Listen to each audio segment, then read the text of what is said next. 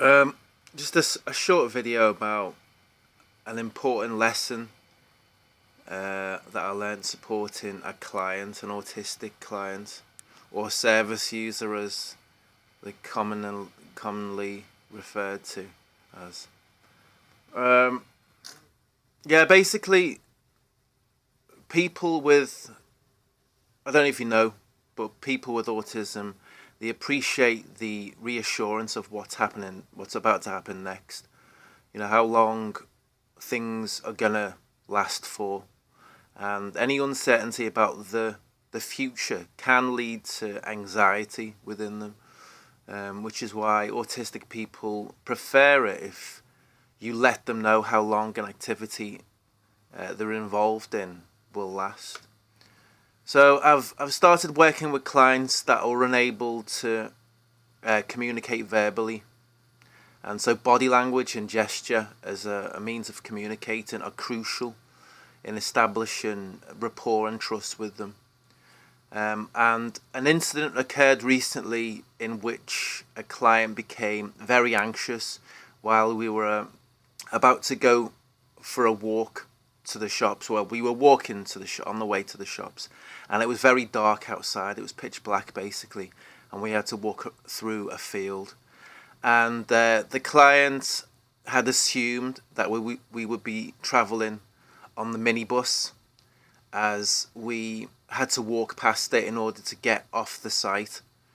As soon as we passed the minibus, he became agitated, began clinging on to me, becoming vocal, started pulling me back towards the van.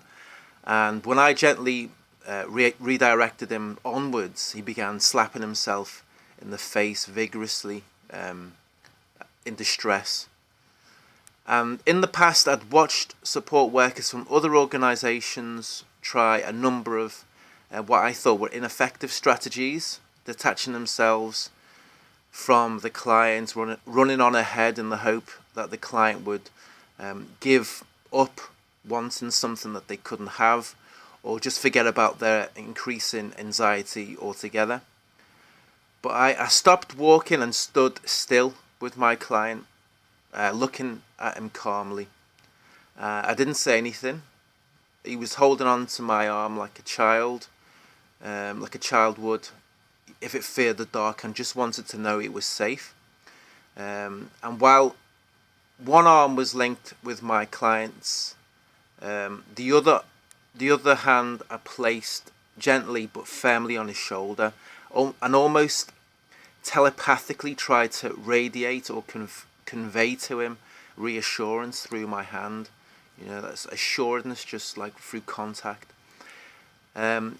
Yeah, just attempting to communicate with touch alone that this moment of reassurance would last forever if he needed it to.